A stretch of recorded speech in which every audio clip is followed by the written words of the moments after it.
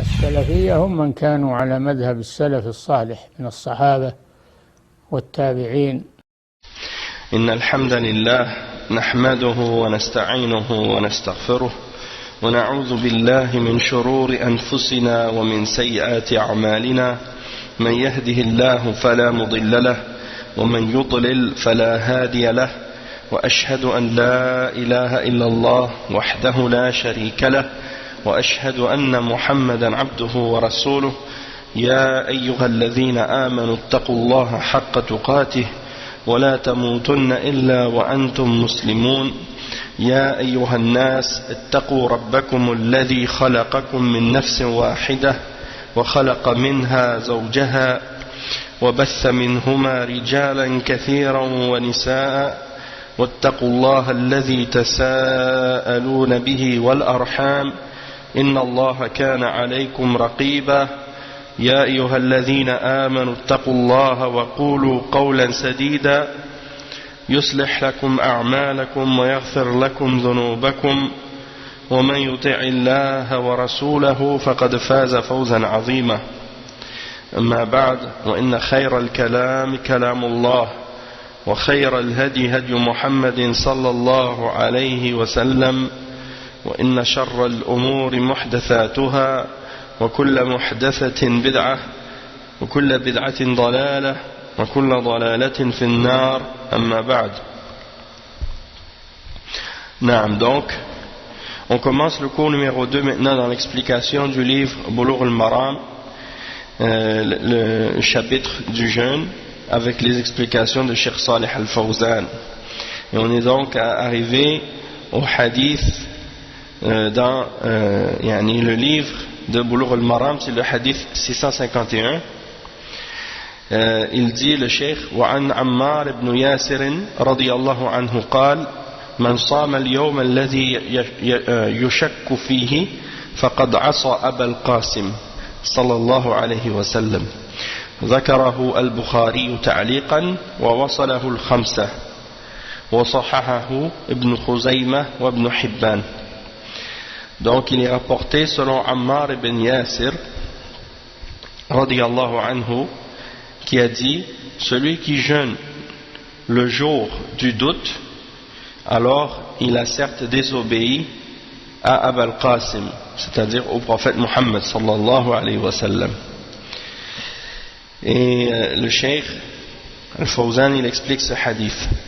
Il dit: ومن الزيادة على رمضان أو تقدم رمضان بيوم أو يومين صوم يوم الشك، ويوم الشك هو يوم 30 من شعبان، إذا حال دون رؤية الهلال غيم أو قطر، يعني غبارا أو قتاما، فلم يرى الهلال ليلة 30، فهذا يسمى يوم الشك، لأنه يحتمل أنه تمام شعبان ويحتمل أنه من رمضان، وهو مشكوك فيه. والشك هو التردد بين أمرين لا مرجح لأحدهما، فإن ترجح أحدهما فإنه يسمى ظنا. والموجود هنا هو الشك، لأن يوم 30 من شعبان لم يرى فيه الهلال لغيم أو قطر، وهناك احتمال أنه من رمضان، وفيه احتمال أنه من شعبان. ولهذا يقول عمار بن ياسر الصحابي الجليل رضي الله عنه: من صام اليوم الذي يشك فيه فقد عصى أبا القاسم، وهذا له حكم الرفع. Donc Cheikh al-Fawzan il explique ici que le fait de dans les exemples qui ont rapport au fait de rajouter au mois du Ramadan, comme on a mentionné dans les hadiths précédents, le fait de jeûner un jour ou deux avant le Ramadan, que ça c'était interdit, excepté pour quelqu'un qui a l'habitude de jeûner, ou bien que c'est des jours qui coïncident avec un jour de jeûne qu'il a l'habitude de jeûner, ou bien que c'est un jeûne que la personne reprend parce qu'il a manqué, barakallahu fik, ou bien parce que c'est un jour dans lequel il avait fait un vœu, il avait fait le vœu de jeûner ce jour-là, et que ça coïncide avec le début du Ramadan. Dans ce cas-là, il peut jeûner. Mais si c'est juste parce qu'il veut rajouter au mois du Ramadan et jeûner en avance, alors dans ce cas-là c'est interdit. Et parmi les exemples qui ont rapport avec ça, c'est ce que le prophète sallallahu alayhi wa sallam a mentionné ici, de jeûner le jour du doute. De jeûner le jour du doute. Donc, c'est-à-dire que tu jeûnes le 30e jour du mois de Sha'ban, parce que, par exemple, on n'a pas vu le hilal le 29, on n'a pas vu le hilal à cause des nuages, ou à cause de la poussière, ou à cause de quelque chose qui nous empêche de voir le ciel. Eh bien, dans ce cas-là, on dit, il est possible que ce soit le début du Ramadan, que ce soit le mois de Sha'ban qui continue, ou bien que c'est le mois du Ramadan, mais qu'on n'a pas pu voir le hilal à cause de la poussière ou à cause des nuages. Donc on l'appelle le jour du doute. On appelle ce jour-là le jour du doute. Le doute, c'est lorsqu'on doute entre deux choses et qu'il n'y a rien qui peut nous justifier une des deux par-dessus l'autre. Et donc dans ce cas-là, on dit que c'est un doute. En arabe, on dit ash-shak. Tandis que si on a quelque chose qui supporte plus un des deux, parmi les deux choses, donc on va l'appeler dhann dans ce cas-là. Si une des deux est plus forte que l'autre, dans la possibilité, dans ce cas-là on ne dit pas shak, mais on l'appelle dhann. Donc le cheikh il explique ici ensuite, il dit qu'est-ce qui a rapport avec le début du Ramadan ici dans le cas où on arrête de jeûner, ou dans le cas où on prolonge le mois de Sha'ban à 30 jours parce qu'on n'a pas vu le ciel ou parce qu'on n'a pas vu à cause des nuages ou des choses de ce genre. Ça c'est un doute. Ça c'est un doute. Et il dit le cheikh, pourquoi? Parce que le 30 du mois de Sha'ban, on n'a pas vu le hilal à cause, si on n'a pas vu le hilal à cause des nuages ou à cause de la poussière ou des choses de ce genre, des choses qui étaient dans l'air qui nous empêchaient de voir le ciel, des fois même la pollution, ça peut être une cause. Donc tout ça, si ça nous empêche de voir le ciel, puis à cause de ça on n'a pas pu distinguer le hilal, alors c'est une possibilité qu'on soit dans le mois du Ramadan, et c'est une possibilité aussi qu'on soit encore dans le mois de Sha'ban. Et c'est pour ça ici que Ammar ibn Yasir, le noble sahabi, il dit, radiyallahu anhu, celui qui jeûne dans le jour de doute, ou dans le jour dans lequel on a un doute à son sujet, eh bien celui qui fait ça, il a désobéi à Abul Qasim. Il a désobéi à Abul Qasim. Et lorsque Ammar ibn Yasir dit ça de cette façon-là, ça veut dire que c'est une parole qu'il attribue au prophète sallallahu alayhi wa sallam. Puisqu'il dit ça, il dit celui qui fait ça, il a désobéi à Abul Qasim sallallahu alayhi wa sallam. Donc ça veut dire qu'il a entendu le prophète sallallahu alayhi wa sallam qui a interdit ça.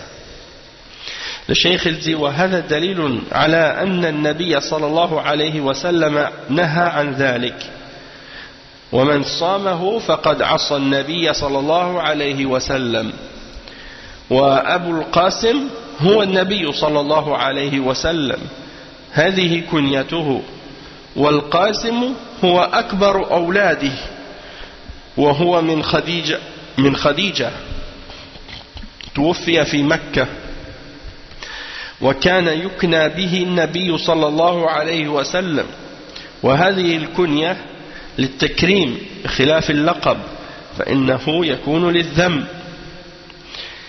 أي نعم. ولهذا يقول الشاعر أكنيه حين أناديه لأكرمه ولا ألقبه والسوءة اللقب. Donc le cheikh il dit ça, c'est la preuve que le prophète sallallahu alayhi wa sallam a interdit de jeûner le jour du doute. Et celui qui jeûne le jour du doute, il a désobéi au prophète, qui est Abul Qasim, c'est sa kunya, c'est la kunya du prophète Muhammad sallallahu alayhi wa sallam.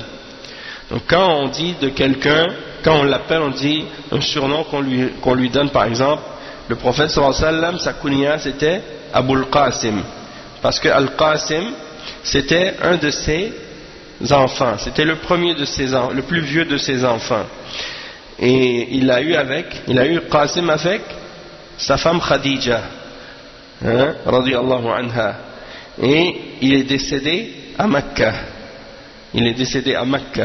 et il a pris sa kunya du nom de ce fils, donc on l'appelait Abul Qasim. Et cette une kunya en général c'est comme quelque chose d'honorable. Lorsqu'on donne à quelqu'un une kunya, c'est quelque chose d'honorable, contrairement à ce qu'on appelle en arabe al-laqab. Al-laqab, parfois c'est quelque chose qu'on donne à quelqu'un pour le blâme, comme un blâme, qui a un blâme dessus. Donc le poète, il mentionne une parole d'un poète pour dire justement que quand on appelle quelqu'un par sa kunya, c'est pour l'honorer, tandis que le laqab, c'est en général pour désigner quelque chose de mauvais, une mauvaise caractéristique chez quelqu'un. Et Allah subhanahu wa ta'ala dit dans le Coran justement, Allahu jalla wa ala yaqul wa la tanabazu bil alqab. Il dit wala tanabazu bil alqab, c'est-à-dire ne vous lancez pas des sobriquets, des surnoms mauvais.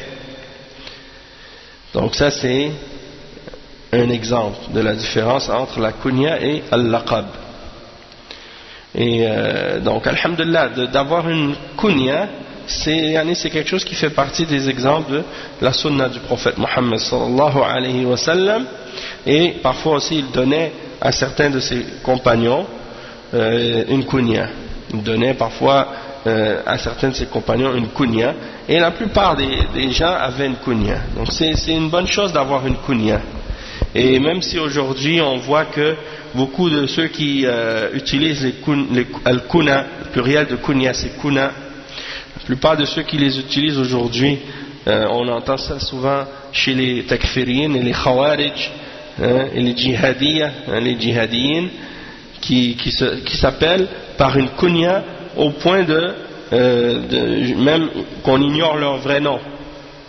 Et ces gens-là, la différence, pourquoi ils utilisent des kunyas, c'est parce qu'ils veulent cacher leur identité.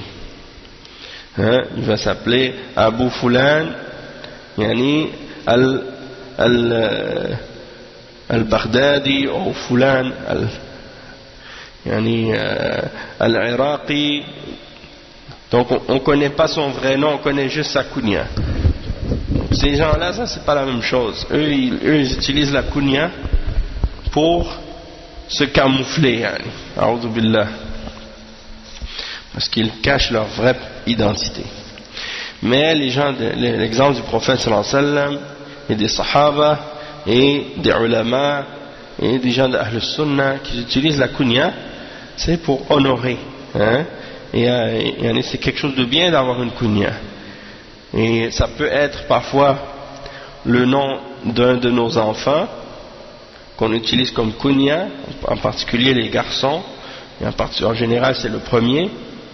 Sinon, une caractéristique de la personne qui le distingue, et on l'appelle par ça, par cette caractéristique-là, et on met Abu devant. D'accord? Comme par exemple Abu Huraira, on l'appelait Abu Huraira parce qu'il avait un petit chat, donc on disait Abu Huraira, parce que Huraira c'est la forme petite de Hirrun Hurairatun, donc c'est pour désigner un petit chaton. Naam. Donc ça c'est ce qui a rapport avec al-kunya. Donc il n'y a aucun mal à ce que quelqu'un se donne une kunya, si c'est un homme qui s'appelle Abu, un tel, ou Abu quelque chose, et si c'est une femme, donc elle va s'appeler Muhammad, Abdillah, Kulthum, donc ça c'est quelque chose qui fait partie de la sunna. Et Kulthum, c'est pas la chanteuse là, égyptienne, Kulthum, c'était la fille du prophète Mohammed sallallahu alayhi wa sallam, et la fille d'Ali radiyallahu anhu. Et parmi les femmes pieuses, parmi les sahabiyat, pas les fasiqat, les femmes qui font des péchés publiquement et qui chantent, ou qui sont des vedettes ou des artistes, hein. Eux ils ne portent pas ce nom-là avec mérite. Allah musta'an. Bon, ensuite qu'est-ce qu'il explique le cheikh? Il dit فالكنية هذه للتكريم يقول أبو القاسم أبو عبد الله أبو محمد هذا من باب التكريم وكان يكنى صلى الله عليه وسلم بأبي القاسم. Donc la kunya c'est pour honorer quelqu'un. Quand on l'appelle par sa kunya, c'est un honneur. Et donc on va dire Abu al-Qasim, Abu Abdullah, Abu Muhammad, hein? Ça veut dire père de Qasim, le père de Abdullah, le père de Muhammad, hein? Ça c'est pour honorer. Et le prophète sallallahu alayhi wa sallam, lui, sa kunya c'était Abu al-Qasim. Et comme je dis, même si quelqu'un n'a pas d'enfant, il peut quand même avoir une kunya. C'est pas nécessaire qu'il ait un enfant nécessairement. Ensuite le cheikh dit والشاهد من هذا الحديث تحريم صوم يوم الشك وهو يوم 30 من شعبان إذا حال دون رؤية الهلال ليلة 30 ما يمنع رؤيته من غيم أو قدر. والجمهور جمهور أهل العلم على تحريم صيامه لهذا الحديث أو هذا الأثر عن عمار رضي الله عنه لقوله صلى الله عليه وسلم لا تقدموا رمضان بصوم يوم أو يومين.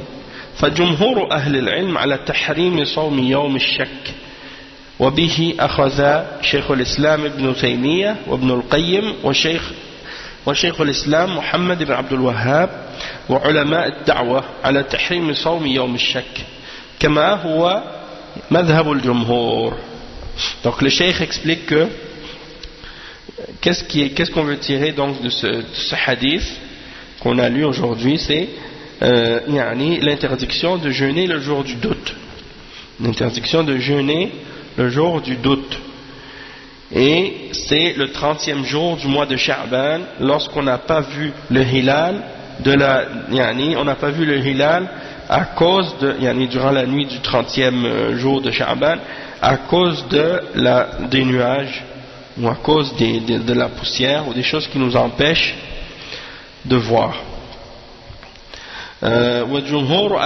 Donc la majorité des ulama considèrent qu'il est interdit de jeûner ce jour-là à cause de ce hadith et à cause de cette parole de Ammar radiyallahu anhu, et aussi à cause de la parole du prophète sallallahu alayhi wa sallam qui dit ne précédez pas le ramadan par le fait de jeûner un jour ou deux à l'avance. Et le cheikh il explique que la majorité des ulama considèrent qu'il est interdit de jeûner le jour du doute.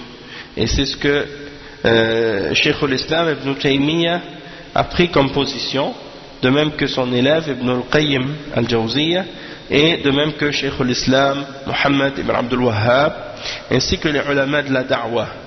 Ils ont tous pris comme position la position de la majorité des ulama, c'est-à-dire l'interdiction de jeûner le jour du doute. Il dit ensuite وذهب الإمام أحمد في رواية وهي من مفردات المذهب إلى أنه يصام يوم الشك لأنه يحتمل أن يكون من رمضان. والنبي صلى الله عليه وسلم يقول الشهر 29 أخرجه البخاري ومسلم من حديث ابن عمر. والشهر تارة يكون 29 وتارة يكون 30 فيكون 30 مشكوك فيه فيصام يوم الشك في هذه الرواية. وقد نصرها كثير من أصحاب المذهب كما في الإنصاف وكما في متن الزاد. يقول في متن الزاد إن حال دون رؤيته غيم أو قطر فظاهر المذهب يجب صومه ولكن هذا القول مرجوح والراجح هو القول الأول الذي عليه جمهور أهل العلم في أنه لا يجوز صوم يوم الشك على أنه من رمضان لما يأتي من أحاديث. Donc le cheikh il dit que donc la position de la majorité des ulama c'est qu'il est interdit de jeûner le jour du doute. L'imam Ahmed par contre lui a pris une autre position sur ce sujet et ça fait partie des choses par lesquelles l'imam Ahmed s'est distingué et sur cette question-là il a un madhab qui lui est unique, sa position est différente des autres sur ce sujet-là, parce que l'imam Ahmed lui il dit que on doit jeûner le jour du doute, parce que il y a une possibilité, c'est-à-dire il y a une possibilité que ce soit un jour du Ramadan, et le prophète sallallahu alayhi wa sallam a dit dans un hadith qui est rapporté par Al-Bukhari et Muslim selon Ibn Omar que le mois peut avoir 29 jours. Le mois a 29 jours. Donc, le cheikh explique que parfois le mois peut avoir 29 jours et parfois il peut également avoir 30 jours. Et le 30e jour, c'est le jour au sujet duquel il y a un doute. Et donc, l'imam Ahmed, dans cette narration, il dit il faut jeûner le jour du doute. Et plusieurs des compagnons, des savants de ce madhab, c'est-à-dire du madhab de l'imam Ahmed, ont supporté et ont défendu cette position-là. Par exemple, dans Al-Insaf, Ibn Qudama, il supporte cette position, de même que dans Zad al-Mustaqni', le matan de Zad al-Mustaqni', il défend cette position-là, et il dit que si on a été empêché de voir le hilal à cause des nuages ou à cause de la poussière, qu'est-ce qui est apparent du madhab et de cette position, c'est qu'il est obligatoire de le jeûner. Toutefois, le Cheikh Al-Fawzan, il dit que cette position, elle est moins, c'est-à-dire c'est pas cette position-là qui est la plus solide et qui est la plus vraie. C'est pas la position qui est supportée par les preuves. La position qui est supportée par les preuves, c'est la première position, et c'est celle de la majorité des ulama, c'est-à-dire qu'il n'est pas permis de jeûner le jour du doute, comme en pensant que c'est un jour du Ramadan ou en disant que c'est un jour du Ramadan, à cause des hadiths qu'on a mentionnés et à cause des hadiths qu'on va mentionner par la suite. D'accord? Et donc ça c'est clair à ce sujet-là. D'accord? Alhamdulillah. Et ça vient en même temps clarifier un point important, c'est qu'on n'a pas le droit de suivre un madhab aveuglément. Il est interdit à un musulman de suivre un madhab aveuglément une fois que la preuve lui a été clarifiée. S'il a vu la preuve et il a lu le hadith du prophète sallallahu alayhi wa sallam, il n'a pas le droit de délaisser la preuve du hadith du prophète, le hadith authentique du prophète Muhammad sallallahu alayhi wa sallam, pour suivre la position de son madhab. Ça c'est pas correct. Maintenant on va lire les hadiths suivants, les hadiths 652 et 653. Cheikh il dit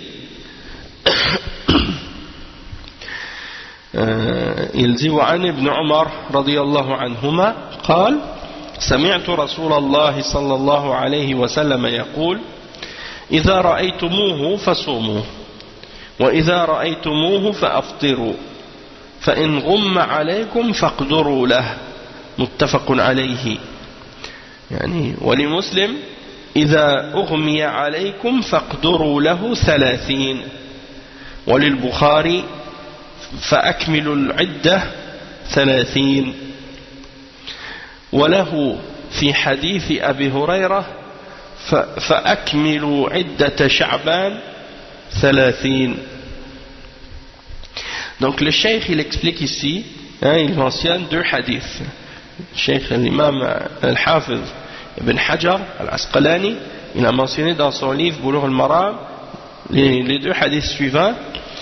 Selon Ibn Omar radiyallahu anhuma, qu'il a entendu le messager d'Allah sallallahu alayhi wa sallam qui a dit: lorsque vous le voyez jeûner, c'est-à-dire lorsque vous voyez le croissant, alors jeûnez. Et lorsque vous le voyez, c'est-à-dire encore une fois le croissant à la fin du mois, alors cessez de jeûner. Et si vous êtes empêché de le voir, parce qu'il y a des nuages dans le ciel ce jour-là, alors calculez-le, et ça c'est rapporté par Al-Bukhari et Muslim. Et dans une narration de Muslim, il dit: si vous avez été empêché de voir le ciel et le hilal parce qu'il y avait des nuages, alors dans ce cas-là, calculez-le 30, c'est-à-dire calculez le mois comme s'il y avait 30 jours dedans. Et la narration de l'imam al-Bukhari, il dit: alors complétez le calcul ou le compte du mois comme étant 30 jours, comme étant 30. Et dans le hadith de Abi Huraira, il y a la mention, le prophète sallallahu alayhi wa sallam a dit: alors complétez le nombre de Sha'ban 30, c'est-à-dire comme si c'était 30 jours. Cheikh Al-Fawzan il explique ces deux hadiths, ou bien ces différentes narrations. Il dit: هذا حديث فيه روايات يقول صلى الله عليه وسلم صوموا لرؤيته وأفطروا لرؤيته، أخرجه البخاري ومسلم. فعلق صلى الله عليه وسلم الصوم برؤية الهلال، وعلق الإفطار برؤية الهلال، ثم قال صلى الله عليه وسلم: فإن غم عليكم فاقدروا له، يعني وغمي يعني حال دون رؤية الهلال غيم أو ما يغطيه من الغيم فاقدروا له. يعني الجمهور على أن معنى فاقدروا له ما بينته الروايات، يعني أكملوا عدة شعبان 30. فاقدروا له يعني فاقدروا أي احسبوا له التمام، وهو 30 يوما، لأن الأصل بقاء شعبان حتى يرى الهلال، فإن لم يرى فالأصل بقاء الشهر. Donc on va traduire cette partie, puis on va traduire le reste ensuite. Cheikh Al-Fawzan il explique à propos de ces hadiths qu'on a lus, il dit: dans ce hadith il y a plusieurs narrations, et le prophète sallallahu alayhi wa sallam dit: jeûnez lorsque vous le voyez et cessez de jeûner lorsque vous le voyez, en parlant du hilal, c'est-à-dire du croissant, parce qu'on sait que le calendrier musulman, il n'est pas basé sur le calcul, mais il est basé sur la vue du croissant de lune, parce que le calendrier musulman est basé sur la lune, donc c'est un calendrier lunaire, contrairement au calendrier des chrétiens qui est un calendrier solaire, et on sait que le calendrier lunaire il est plus précis, il est beaucoup plus précis, il est meilleur, du fait qu'on a un calendrier que Allah subhanahu wa ta'ala a créé dans le ciel pour nous, qui divise le mois chaque jour avec le changement de la grandeur du croissant de lune. Donc le mois il commence avec la naissance du nouveau croissant, et quand le mois est quand on est au milieu du mois, c'est-à-dire le 15 du mois, ça veut dire que c'est la pleine lune, donc la lune est complètement pleine. puis il diminue le croissant jusqu'à ce qu'il disparaisse complètement après 29 ou 30 jours. Donc ça c'est quelque chose que Allah subhanahu wa ta'ala a créé pour nous dans le ciel pour connaître les dates, pour connaître le calcul. Et Allah subhanahu wa ta'ala il mentionne ça clairement dans Surat Yunus. Allah subhanahu wa ta'ala il dit هو الذي جعل الشمس ضياء والقمر نورا وقدره منازل لتعلموا عدد السنين والحساب ما خلق الله ذلك إلا بالحق يفصل الآيات لقوم يعلمون إن في اختلاف الليل والنهار وما خلق الله في السماوات والأرض لآيات لقوم يتقون. Donc le cheikh il dit, ou bien plutôt Allah subhanahu wa ta'ala il mentionne dans ces deux versets, il dit c'est lui qui a fait du soleil une clarté et de la lune une lumière, et il a déterminé les phases, il en a déterminé les phases, c'est-à-dire les phases de la lune, afin que vous sachiez le nombre des années et le calcul du temps. Allah a créé cela qu'en toute vérité. Il expose les signes pour les gens doués de savoir. Et dans l'alternance de la nuit et du jour, et dans tout ce qu'Allah a créé, dans les cieux et la terre, il y a des signes, certes, pour les gens qui craignent Allah, qui ont la piété. Et donc, ça c'est pour clarifier donc, que la lune, c'est quelque chose qu'Allah a créé pour embellir le ciel et aussi pour nous aider à calculer les mois. Tandis que le soleil, étant donné qu'il est toujours pareil tout au long de l'année, eh bien, il ne détermine pas les mois. Il ne distingue pas entre un mois et un autre.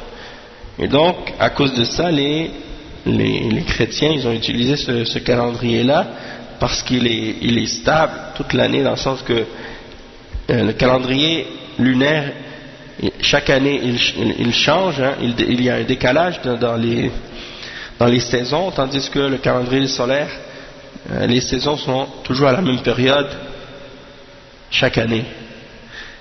Donc c'est pas pareil dans ce sens-là, mais en même temps il est moins précis. C'est pour ça que il y a des années bissextiles, et des fois il y a des années avec 365 jours, des fois 366 à cause du mois de février.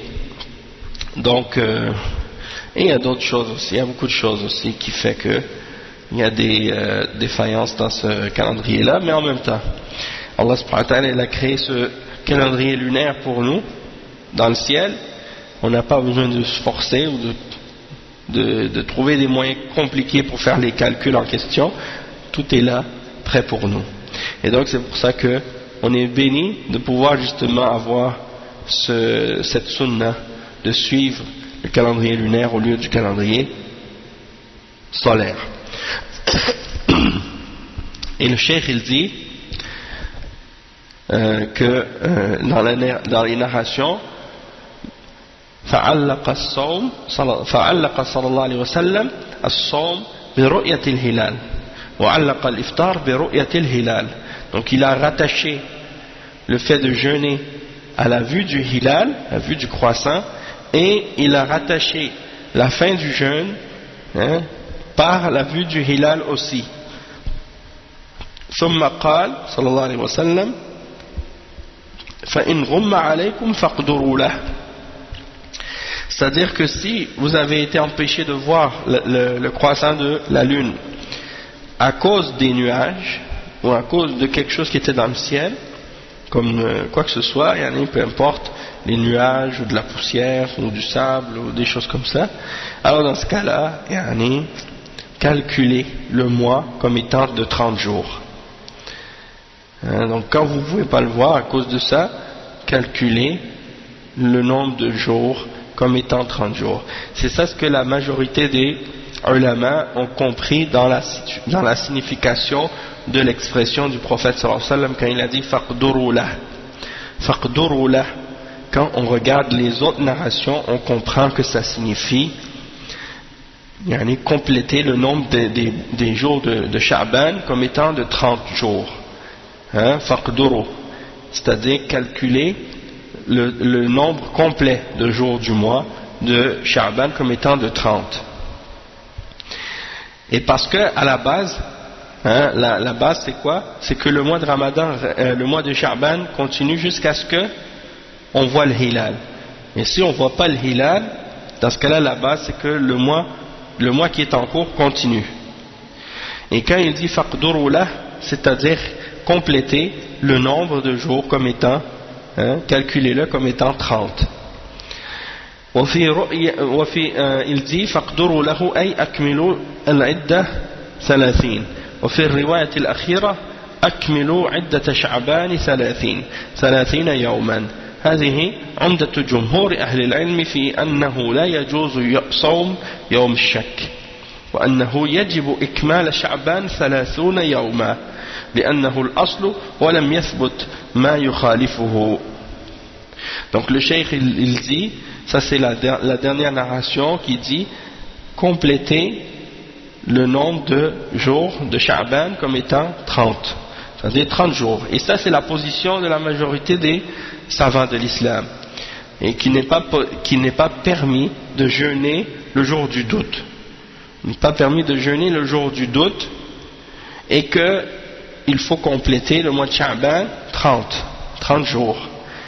Parce que c'est la base. C'est-à-dire la base c'est que le mois continue jusqu'à ce qu'on voit le hilal.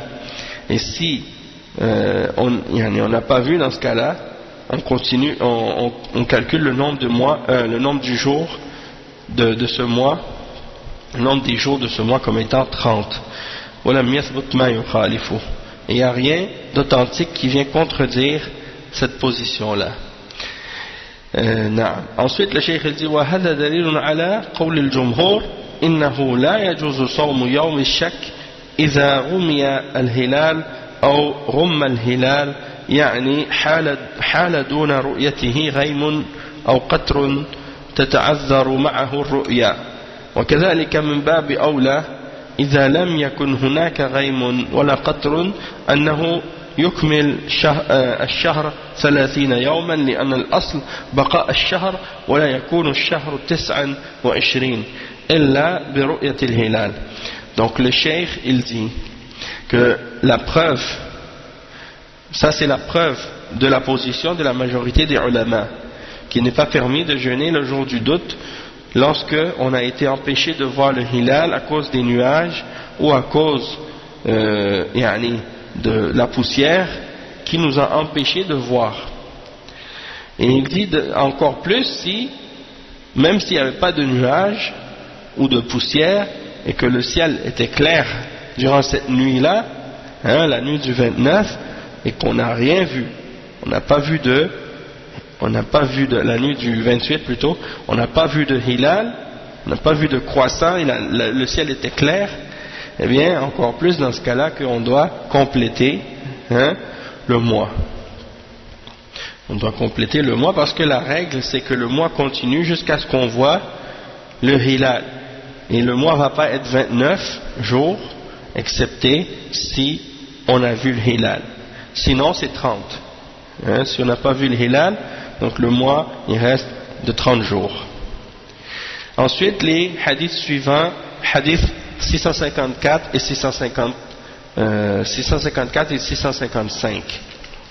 عن ابن عمر رضي الله عنهما قال تراءى الناس الهلال فأخبرت رسول الله صلى الله عليه وسلم أني رأيته فصام وأمر الناس بصيامه رواه أبو داود وصححه ابن حبان والحاكم.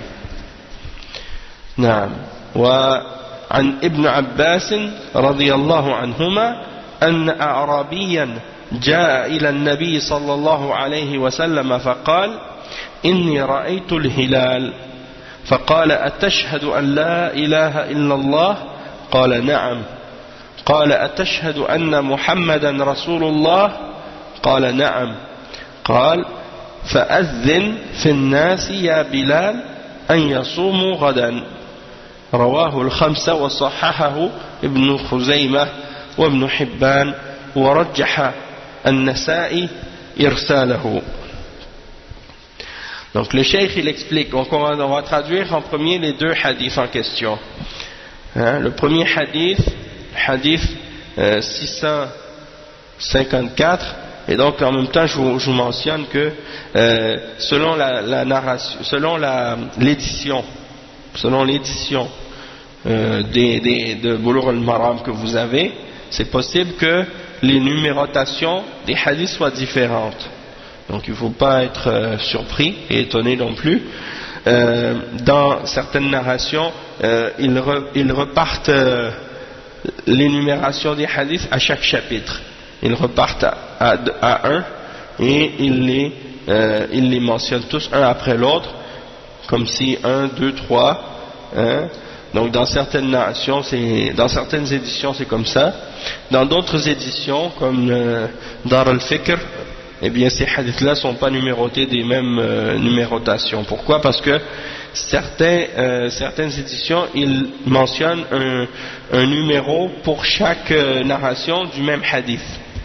Tandis que dans certaines éditions, si il y a un hadith qui est mentionné puis qu'ensuite il y a différentes narrations de ce même hadith-là, eh bien ils ne les calculent pas comme étant différents hadiths, mais ils le calculent comme étant le même hadith, donc ils ne vont pas les calculer comme étant des numéros séparés. C'est pour ça que dans certaines éditions, il y a plus de hadiths, il y a plus de numéros que dans d'autres. Donc, mais ça c'est pas grave, c'est toujours les mêmes hadiths qui sont mentionnés. Naam.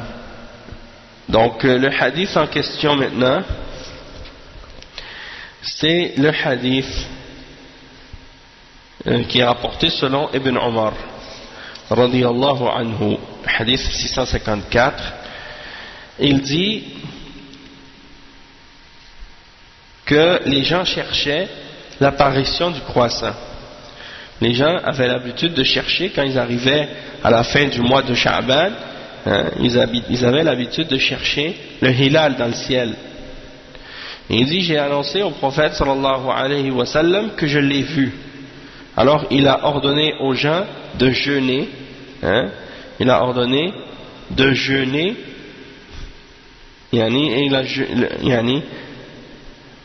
c'est ça. Il a ordonné aux gens de jeûner avec lui. Et ça c'est rapporté par Abu Daoud et Ibn Hibban et Al-Hakim. Et Ibn Hibban il l'a authentifié. Il a authentifié cette narration-là. Et il est déclaré sahih par Sheikh Al-Albani dans Irwa Al-Ghalil. Naam. Et l'autre hadith qui suit, c'est le hadith rapporté selon Ibn Abbas radiyallahu anhuma, et ça dit que il y a un bédouin qui est venu voir le prophète Mohammed sallallahu alayhi wa sallam, et c'était donc la fin du mois de Sha'ban, et il a annoncé au prophète sallallahu alayhi wa sallam qu'il avait vu le hilal, qu'il avait vu le croissant. Alors le messager d'Allah sallallahu alayhi wa sallam lui a dit, est-ce que tu témoignes que rien ne mérite d'être adoré excepté Allah? Il a dit oui. Il lui a dit, est-ce que tu témoignes que Muhammad est le messager d'Allah? Il a dit oui. Alors il a dit, dans ce cas-là, ô Bilal, annonce aux gens qu'ils doivent jeûner demain. Il a dit à Bilal, ô Bilal, annonce aux gens qu'ils doivent jeûner demain. Et ça c'est rapporté par Al-Khamsa, et c'est authentifié par Ibn Khuzayma et Ibn Hibban. Toutefois, Al-Nasa'i, il a mentionné que c'est un hadith qui est mursal, c'est-à-dire que c'est une parole d'un sahabi et non pas un hadith. Donc par rapport à ça, justement, ce hadith-là, il a été déclaré da'if dans Da'if Abi Daoud par Sheikh Al-Albani. Toutefois, on va expliquer qu'est-ce que Sheikh a expliqué. on va expliquer qu'est-ce que Cheikh Al-Fawzan a mentionné à ce sujet. Cheikh Al-Fawzan, il explique ces deux hadiths-là, il dit وفي حديث سابق يقول صلى الله عليه وسلم صوموا لرؤيته وأفطروا لرؤيته فهل معنى أنه لا بد أن يرى الهلال جميع الناس لرؤيته يعني رؤية الجميع أو المراد يراه بعض الناس وحديث ابن عمر وحديث الأعرابي فيهما بيان أن المراد بالرؤية أن يراه واحد من المسلمين ولا يشترط أن يراه الجميع بل إذا رآه واحد من المسلمين كفى وثبت الصوم فابن عمر رضي الله عنهما يقول تراءى الناس الهلال يعني طلبوا رؤيته وتحروا رؤيته وصاروا ينظرون في الأفق وهذه فيه مشروعية تحري الهلال لأن فيه تعاون على البر والتقوى وإذا صارت الليلة التي يرجى فيها الهلال يستحب للناس أن يتراءوه ولا يدخلوا في البيوت أو في مساكنهم يقولون يراه غيرنا ينبغي للمسلمين الذين عندهم القدرة أن يتحروه وأن يتعاونوا في هذا الأمر ولا يتكلوا على غيرهم لأن هذا فيه تعاون على البر والتقوى وفيه مصلحة للمسلمين. Donc le cheikh explique que dans le hadith précédent on a vu que le prophète sallallahu alayhi wa sallam a dit jeûnez à sa vue et cessez de jeûner à sa vue, c'est-à-dire lorsque vous voyez le hilal, jeûnez, lorsque vous voyez le hilal à la fin du mois, cessez de jeûner. Il dit ça, est-ce que ça signifie que le hilal doit être vu par tout le monde en même temps ou que c'est suffisant qu'il soit vu par certaines personnes, si certains l'ont vu ça suffit, ou bien il faut que tout le monde le voie. Cheikh il dit que le hadith de Ibn Omar et le hadith du bédouin, dans ces deux hadiths là il y a l'explication que qu'est-ce qu'on veut dire par la vue, c'est qu'il doit être vu par au moins une personne parmi les musulmans et que ce n'est pas une condition que tout le monde le voit. Il dit s'il y a une seule personne parmi les musulmans qui voit le hilal, c'est suffisant et on peut établir que on doit jeûner si un seul musulman a témoigné qu'il l'a vu. Et Ibn Omar radiyallahu anhuma, il dit les gens cherchaient le hilal et le cheikh il dit que ça veut dire qu'ils cherchaient à le voir, à voir le hilal, à voir le croissant, et ils faisaient comme une recherche dans le ciel, ils regardaient pour le voir. Et le cheikh il dit qu'il regardait à l'horizon dans le ciel pour voir. Et ça indique qu'il est légiféré de rechercher le hilal et que dans le fait de chercher le hilal il y a une forme d'entraide, de coopération et d'entraide dans la bonté et dans la piété. Donc si c'est la nuit dans laquelle on espère voir le hilal, c'est-à-dire on est dans cette nuit-là, eh bien c'est une bonne chose, c'est recommandé que les gens sortent dehors et regardent dans le ciel pour essayer de voir le hilal.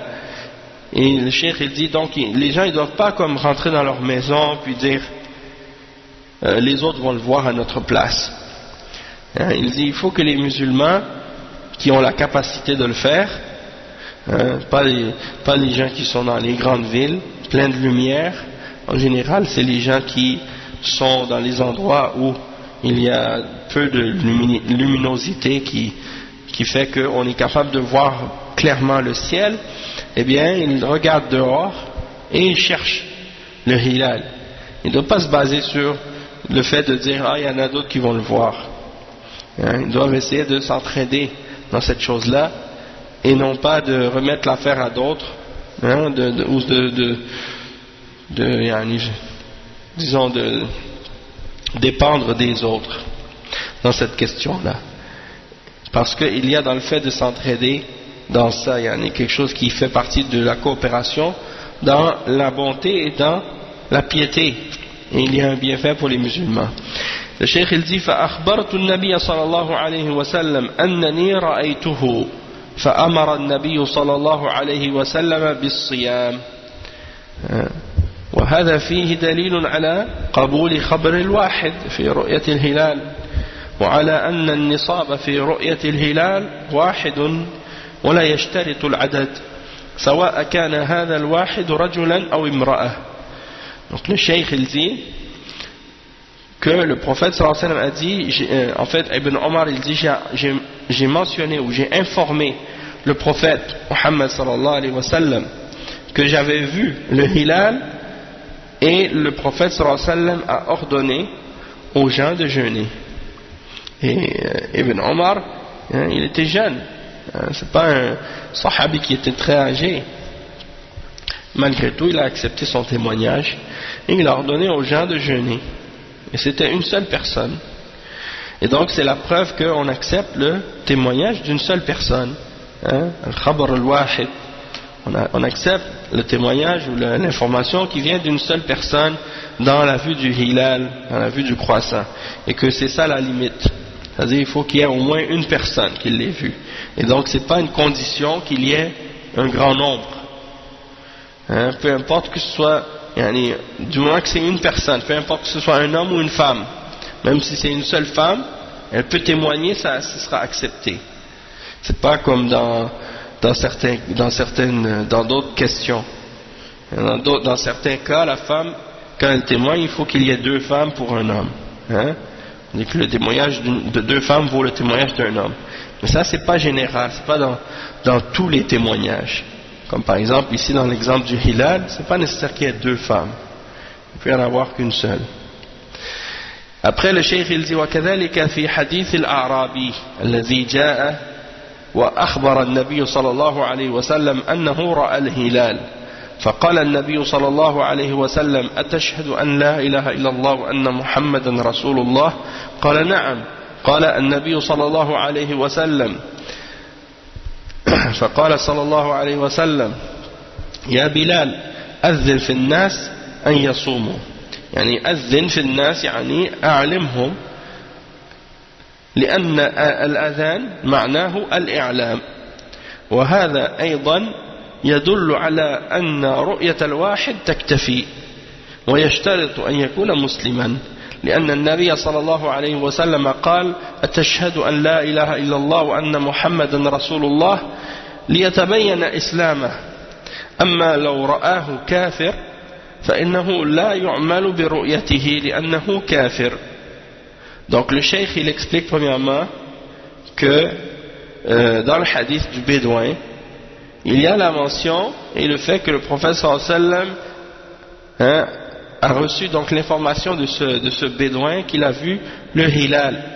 Et le prophète sallallahu alayhi wa sallam a dit est-ce que tu témoignes de la ilaha illallah et de Muhammad Rasulullah, c'est-à-dire que rien ne mérite d'être adoré excepté Allah et que Muhammad sallallahu alayhi wa sallam est le messager d'Allah. Alors il a dit oui. Et le prophète sallallahu alayhi wa sallam a dit oh Bilal, informe les gens qu'ils jeûnent demain. Et donc il a fait l'adhan, il a informé les gens parce que le terme adhan signifie d'informer, de faire savoir. Et donc ça indique également une chose, c'est qu'il est suffisant qu'il y ait une personne qui l'ait vu pour établir que le mois de Ramadan commence. Et donc ça c'est suffisant que ce soit une seule personne. Toutefois il faut que cette personne soit musulmane, parce que le prophète sallallahu alayhi wa sallam a demandé à la personne est-ce que tu témoignes que rien ne mérite d'être adoré excepté Allah et que Muhammad est le messager d'Allah, pour clarifier, pour montrer pour savoir s'il est musulman, s'il était sur l'islam. Mais par contre si c'est un kafir qui l'a vu, on ne va pas agir selon son témoignage ou selon qu'est-ce qu'il a vu, parce que c'est un kafir. Il faut que ce soit un musulman qui l'ait vu. Et il dit فدل هذا الحديث على أن دخول شهر رمضان يثبت برؤية رجل واحد أو شخص واحد من المسلمين ولو كان امرأة، ودل على أنه يشترط فيه الإسلام، ودل على أن الإسلام يثبت بالنطق بالشهادتين، فمن نطق بالشهادتين صار مسلما حتى يتبين منه ما يقتضي أو حتى يتبين منه ما يقتضي ردته، فإن تبين منه ما يقتضي ردته حكم بردته، أما إذا لم يتبين منه ما يقتضي الردة فالأصل في المسلم العدالة فيبقى خبره فيقبل خبره. Le cheikh il dit ensuite il dit donc que ce hadith il indique que le mois du Ramadan est établi par la vue d'un seul homme ou d'une seule personne parmi les musulmans, même si c'est une femme. Et ça indique également qu'il faut que la personne soit musulmane et que l'islam d'une personne est établi par le fait qu'il prononce les deux témoignages, c'est-à-dire Ashhadu an la ilaha illallah, je témoigne que rien ne mérite d'être adoré excepté Allah, wa ashhadu anna Muhammadan Rasulullah, et je témoigne que Muhammad est le messager d'Allah. Donc celui qui prononce ces deux témoignages, alors il devient musulman jusqu'à ce qu'il dise ou qu'il fasse quelque chose qui indique son apostasie. Dans ce cas-là, si on a montré ou clarifié que la personne a fait quelque chose et que ça implique qu'il a apostasié l'islam, dans ce cas-là, on va juger qu'il a apostasié.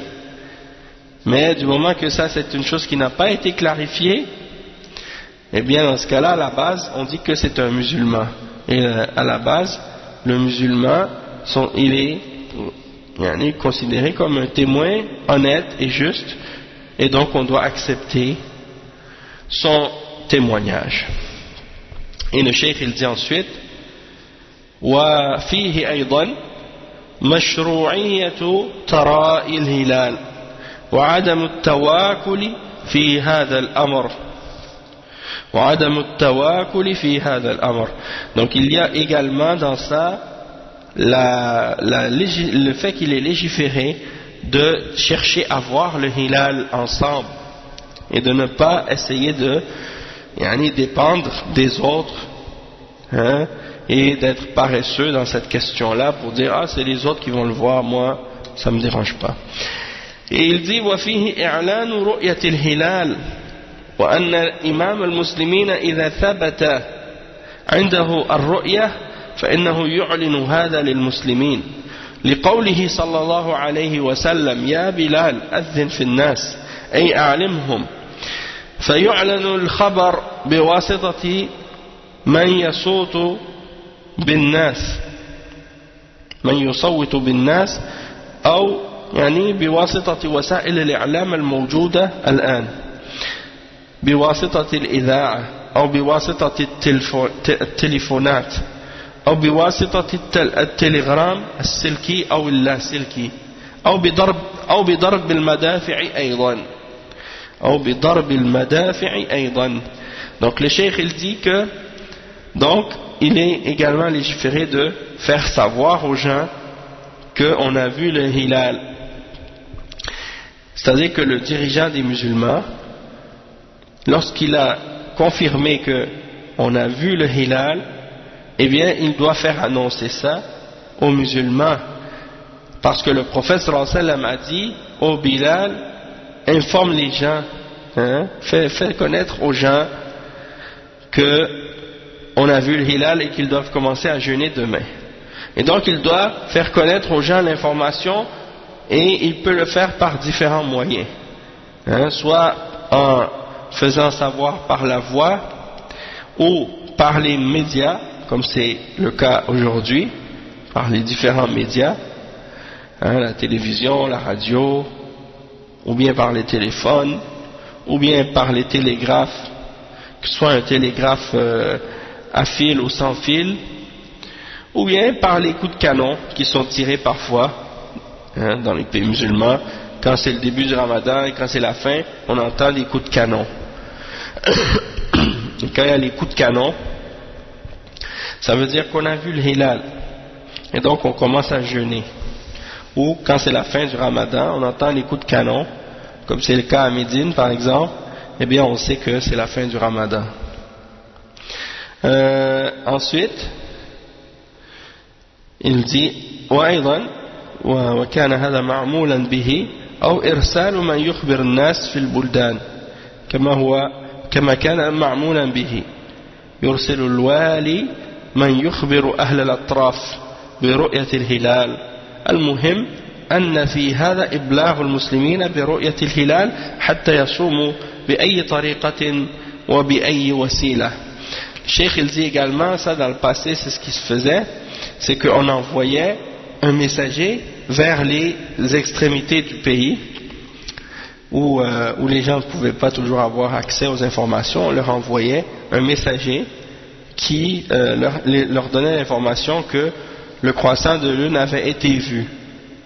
Donc l'important c'est de faire en sorte que l'information soit transmise aux musulmans pour qu'ils puissent jeûner, et peu importe la méthode ou la façon dont on leur fait la transmission de ce message.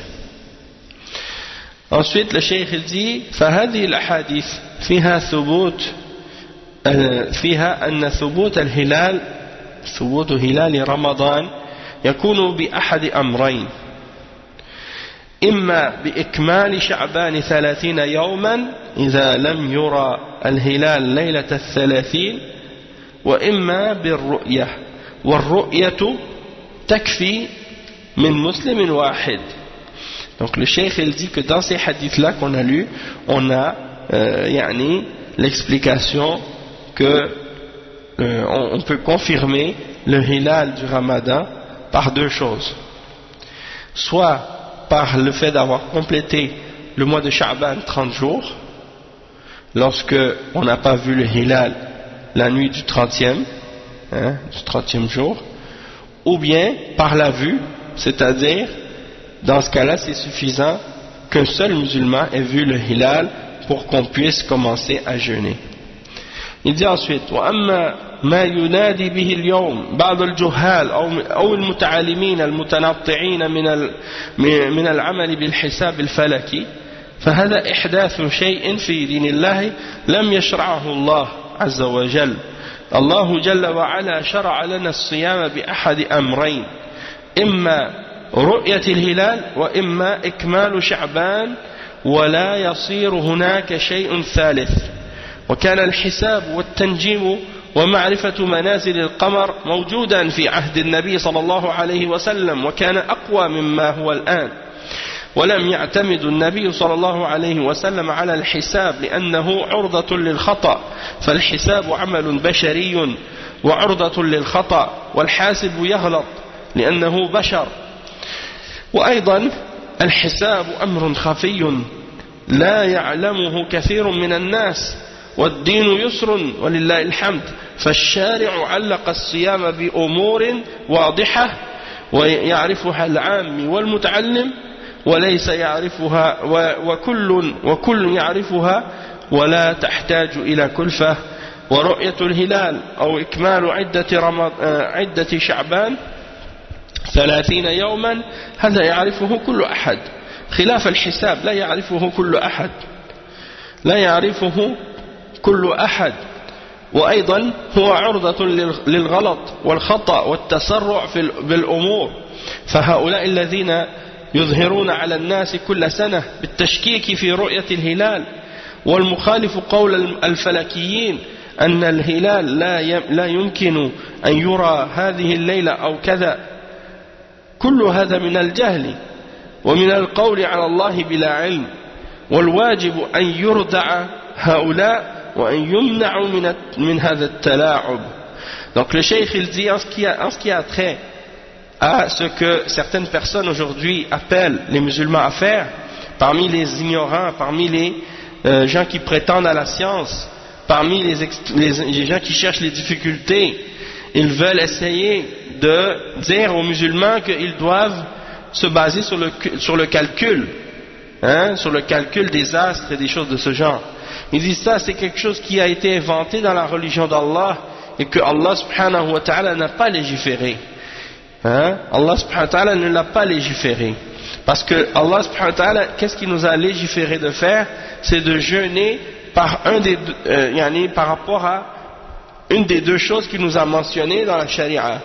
Soit la vue du hilal, ou soit de compléter le mois de Sha'ban 30 jours. Et il n'y a pas d'autre méthode, il n'y a pas une troisième méthode. C'est seulement ces deux méthodes-là. Soit qu'on jeûne parce qu'on a vu le hilal, ou soit parce qu'on a complété le mois de Sha'ban 30 jours. Et c'est ça les deux méthodes qu'on a, et c'est les deux seules méthodes. En ce qui concerne le fait de se baser sur les calculs, et sur l'astronomie ou des trucs de ce genre, et de connaître les différentes phases de la lune ou des choses de ce genre, tout ça, ça existait à l'époque du prophète sallallahu alayhi wa sallam, et même qu'à cette époque-là, c'était même plus fort qu'aujourd'hui. Mais malgré ça, le prophète sallallahu alayhi wa sallam ne s'est pas basé sur le calcul, parce que c'est quelque chose qui est susceptible d'être fait avec des erreurs. Et le calcul, c'est un travail humain, un effort humain. Et donc, il peut y avoir des erreurs dans ce calcul-là, parce que c'est des calculs très compliqués. Et la personne qui fait ce genre de calcul, elle peut se tromper. En plus, c'est un être humain. Et également, le calcul est une chose qui est... la plupart des gens, ils ne connaissent pas. Ils ne savent pas comment faire ces calculs. C'est des calculs compliqués. Donc la plupart des gens ignorent comment faire le calcul de la naissance du croissant ou des trucs de ce genre. Donc la religion d'Allah, elle est facile, alhamdulillah, et Allah subhanahu wa ta'ala l'a rendue facile. Et donc Allah subhanahu wa ta'ala a relié le jeûne à des choses claires que tout le monde peut connaître et comprendre, que ce soit des gens du commun, parmi le commun des musulmans, ou des gens éduqués qui ont étudié, qui connaissent les calculs et les choses de ce genre. Tout le monde sont égaux dans la façon dont on peut reconnaître et trouver le début du mois du Ramadan. Et ça ne nécessite aucune difficulté et aucune charge pour les musulmans, parce que c'est basé soit sur le fait de voir le croissant, ou par le fait de calculer 30 jours du mois de Sha'ban. Et ça, tout le monde est capable de le faire, contrairement au calcul, parce que ça, personne, c'est pas la majorité des hommes qui peuvent le faire, c'est seulement quelques individus très limités qui savent comment faire ces calculs-là. Et c'est très compliqué, et en plus, quelqu'un peut faire beaucoup d'erreurs dedans. Et donc ceux qui à chaque année arrivent, ils viennent aux musulmans puis ils disent: ah mais non, cette année on ne pouvait pas voir le hilal, c'est pas possible, à telle date on ne pouvait pas le voir, le croissant, parce que le croissant n'était pas né encore selon les calculs, et donc ceux qui ont dit qu'ils ont vu le hilal tel jour ou telle nuit, ça c'était pas vrai, ou ça c'était pas possible parce que selon les calculs le croissant est né à telle heure, à tel endroit, et des choses de ce genre. Le cheikh il dit, ceux qui font ce genre qui essaient de mettre des doutes chez les gens par rapport à ces questions-là, sur le fait de se baser sur la vue du hilal, et qui contredisent la sunna de voir le hilal en se basant sur la parole des calculateurs ou des mathématiciens, ou bien de ceux les astronomes qui se basent sur ces calculs, pour essayer de mettre en doute la parole de ceux qui ont vu le hilal. Il dit ça c'est uniquement de l'ignorance, et c'est de parler à propos d'Allah sans science, et il est obligatoire de punir ces personnes-là et de les empêcher de jouer avec la religion des gens de cette façon. Et il dit: وَهَذَا أَمْرٌ يَجِبُ الْعِنَايَةُ بِهِ وَعَدَمُ فَتْحِ المجال لكل متلاعب أن يشكك الناس في أمور عباداتهم أمور العبادات ولله الحمد متعلقة بأمور واضحة. الصلوات مواقيتها واضحة. صلاة الصبح بعد بطلوع الفجر شيء واحد. صلاة الظهر بزوال الشمس وظهور الظل من جهة المشرق هذا شيء وواضح يعرفه كل أحد. وصلاة العصر إذا تساوى الظل والشاخص أي إذا تساوى ظل الشيء مع الشيء نفسه حينئذ يدخل وقت العصر. وصلاة المغرب بعد غروب الشمس. وصلاة العشاء بعد مغيب الشفق الأحمر. كل هذه الأمور واضحة. كذلك الصيام الصيام برؤية الهلال. الهلال أمر واضح. أو بإكمال شعبان 30 يوما إذا لم يرى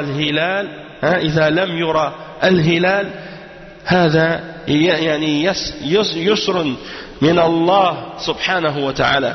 وما جعل عليكم في الدين من حرج.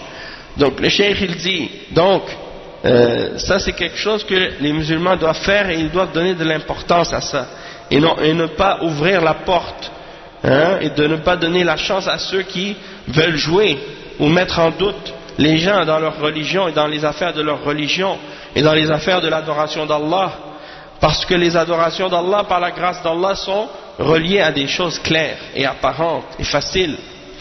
Donc les 5 prières par exemple, les 5 prières qu'on fait chaque jour, elles sont déterminées par des choses apparentes, claires et faciles, comme par exemple la prière du subh, de l'aube.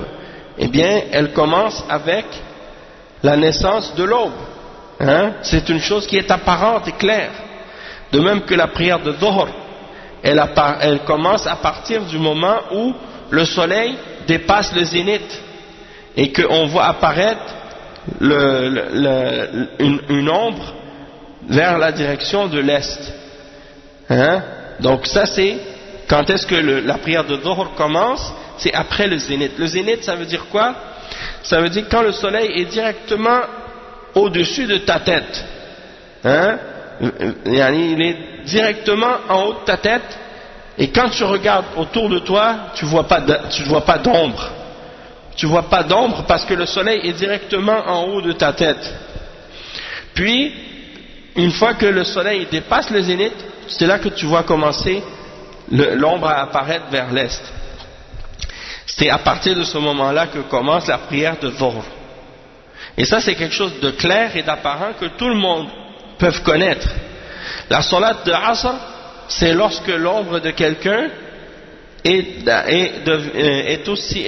la même distance ou la même hauteur ou la même longueur que sa hauteur. Lorsque ton ombre est la même longueur que ta taille.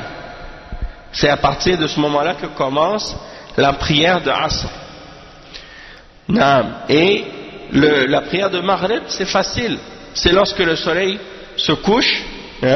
Et Salatul Isha, c'est facile aussi. C'est lorsque les rougeurs du ciel disparaissent. Lorsqu'il fait complètement noir dans le ciel. Et donc ça, c'est des choses qui sont claires et apparentes. Et de même que le jeûne. Le jeûne, il débute quand? Il débute quand on voit le croissant. Et le croissant, c'est quelque chose de clair.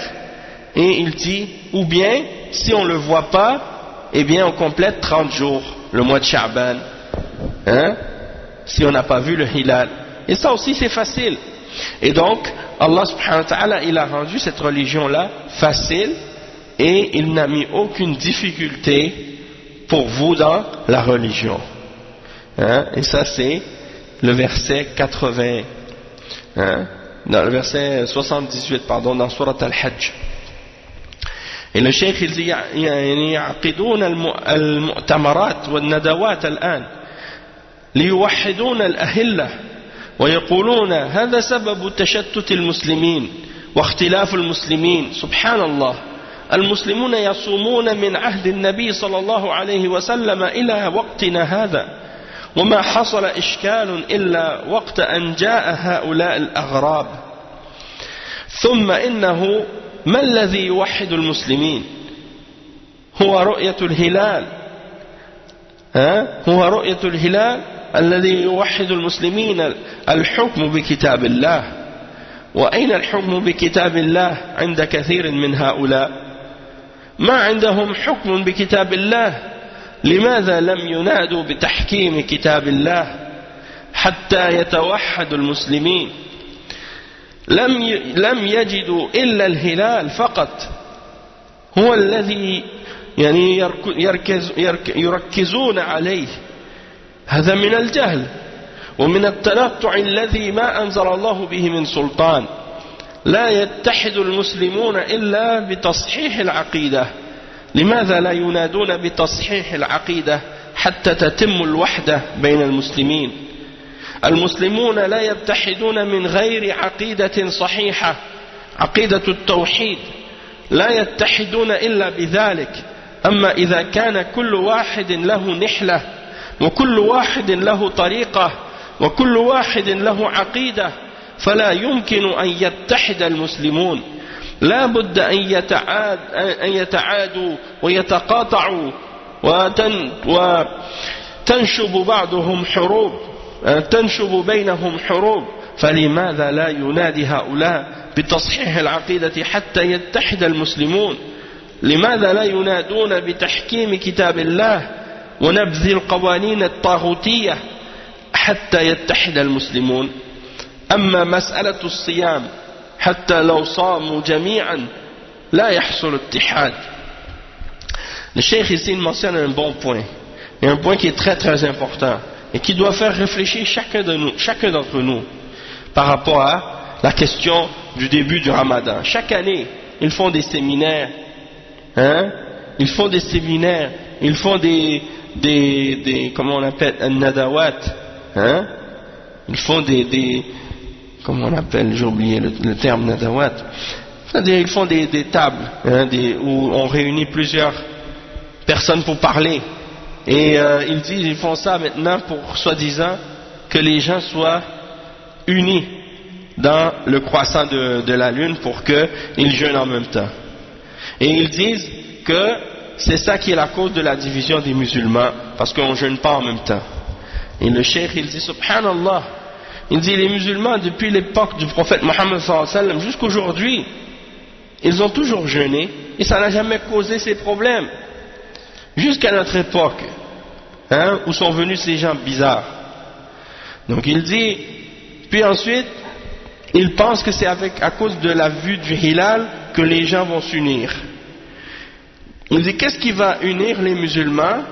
C'est le fait de juger selon le livre d'Allah. Et où est le jugement par le livre d'Allah chez plusieurs d'entre ces gens-là? Il dit, ils refusent de juger selon le livre d'Allah. Pourquoi ils n'appellent pas à juger dans la vie, dans la politique, dans l'économie, dans tous les aspects de la vie sociale, de juger selon le livre d'Allah? C'est ainsi que les musulmans vont pouvoir se réunir, de juger par le livre d'Allah dans tous les aspects de la vie, en commençant par la aqidah, en commençant par l'adoration, en commençant par, et en suivant par tous les autres aspects de la vie. C'est ça ce que le cheikh il veut dire. Il dit, c'est pourquoi ces musulmans-là, ils n'appellent pas à juger selon le livre d'Allah pour que les musulmans s'unissent. Ils n'ont rien trouvé d'autre que le croissant, seulement. Et ils se concentrent sur le croissant. Et ça fait partie de l'ignorance. Et ça fait partie également du fait d'exagérer dans certains aspects de ce que Allah a révélé sans aucune preuve. Parce que qu'est-ce qui va unir les musulmans? Il n'y a rien d'autre qui va unir les musulmans que le fait de corriger, premièrement, la aqidah. Donc pourquoi eux, ils ne commencent pas par le fait d'appeler les musulmans à corriger leur aqidah, pour qu'ils soient sur la aqidah du tawhid, et la aqidah des salaf, la aqidah de Ahl Sunnah wal Jama'a, la vraie, la aqidah des salaf al-salih, pas la aqidah des mubtadi'a, la aqidah des khawarij, la aqidah des asha'ira, la aqidah des mu'tazila, la aqidah des jahmiya, la aqidah des rafida, la aqidah de Jama'at Tabligh, la aqidah des Diobandiya ou des Maturidiya, ou la aqidah des frères musulmans, al-Ikhwan al-Muflisoun. Ça c'est toutes des aqaïd de bid'a. La aqida des soufiyas, hein, tout ça c'est des croyances de bid'a. Et eux ils sont tous sur des différentes croyances comme ça. Puis après ils disent il faut s'unir sur le ramadan et sur le hilal et sur le fait de commencer le jeûne en même temps. Alors que dans la aqida ils sont tous divisés. Et ils refusent de revenir à la charia d'Allah pour trancher entre les divergences qu'ils ont dans les différentes croyances qu'ils ont, qui sont contraires au Coran et contraires à la Sunna. Donc le cheikh il dit les musulmans ils ne vont pas s'unir tant qu'ils n'ont pas corrigé les erreurs de aqida qu'ils ont, et tant qu'ils ne sont pas sur la aqida de l'unicité d'Allah et du tawhid dans l'adoration. Ils ne vont réussir à s'unir que s'ils corrigent leur aqida en premier. Mais si on laisse chacun sur sa voie, chacun sur sa secte, chacun sur son chemin, chacun sur sa aqida d'égarement, hein, sans revenir à la aqida des salaf as-salih, il n'est pas possible que les musulmans soient unis par la suite, si on ne corrige pas ça. Hein? Les musulmans, s'ils sont tous chacun sur des croyances différentes, hein, aujourd'hui regardez, hein, qu'est-ce que le cheikh il dit, c'est la pure vérité. Regardez aujourd'hui chacun, à chaque fois qu'ils amènent, les koufars ils amènent un musulman pour parler devant les caméras, dans les émissions de télé, que ce soit en Europe ou en Amérique, hein, et même dans les pays arabes parfois. Il y en a un qui arrive à la télé et dit oui l'islam c'est ça, et l'autre il dit non, pour moi l'islam c'est pas ça, c'est ça. Chacun il a sa propre compréhension de l'islam. Il y en a même qui vont dire oui il peut y avoir des musulmans athées, l'autre il dit oui il peut y avoir des musulmans laïcs, l'autre qui va dire oui la compréhension de l'islam, la aqida de l'islam c'est la aqida des asha'ira, l'autre il est rafidi, l'autre il est takfiri, jihadi, l'autre il est khariji, hein, il suit la voie des khawarij. Donc toutes ces différentes tendances et ces différentes voies, c'est la preuve que les musulmans sont divisés dans leurs croyances, dans les fondements de l'islam. Et tant qu'ils ne vont pas corriger ça, eh bien le fait de jeûner en même temps, ça va pas nous unir réellement. Même si on jeûnait, le cheikh il dit pourquoi ces gens-là ils n'appellent pas à juger selon le livre d'Allah et de repousser et de rejeter les lois fabriquées par l'homme qui sont des lois du Tarout. Hein, les lois du Tarout.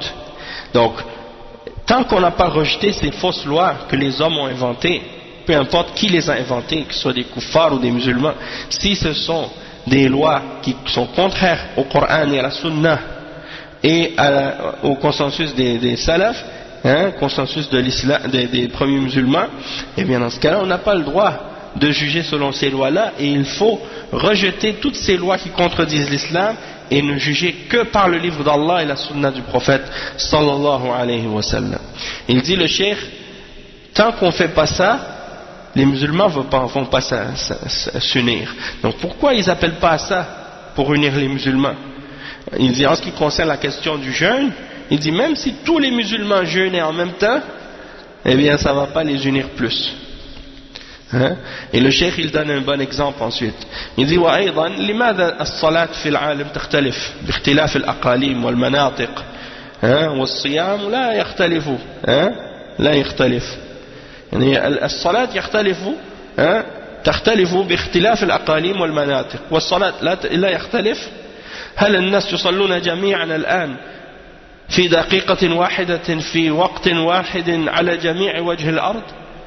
عندنا ليل وعند الآخرين نهار، لا يمكن أن يصلوا في وقت واحد لأن المطالع تختلف والأرض تختلف ويحصل التفاوت في التوقيت بيننا وبين الآخرين، لا يمكن أن نصلي في وقت واحد. لماذا لا يقولون يجب على الناس أن يصلوا في وقت واحد الظهر والعصر حتى يتحد المسلمون، ثم يعني يقولون تصح الصلاة على هذه الطريقة، يصلون العصر وهم عندهم ليل، أو الفجر وهم عندهم نهار، أو العشاء وعندهم نهار، لا يجوز هذا. إذا كان هذا في الصلاة فهكذا في الصوم، هذا أمر ضروري. مسألة اختلاف التوقيت في الصلوات وفي الأعياد وفي الصيام هذا أمر ضروري.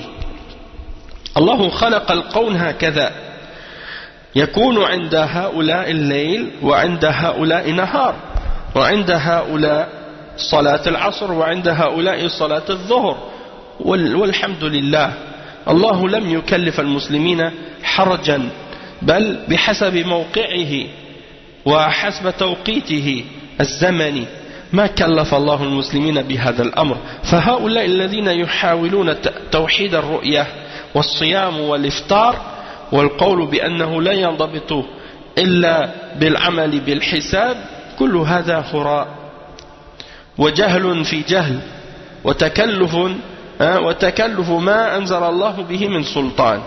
Donc le cheikh il termine cette explication de ce point-là en disant que pourquoi ces gens-là ils disent pas par exemple qu'il faut que tout le monde prie en même temps les prières partout dans le monde, mais dans le jeûne on n'est pas obligé, dans le jeûne il ne faut pas qu'il y ait de différence. Il dit est-ce que vous voyez que les gens ils vont tous prier à la même minute partout sur la terre en même temps?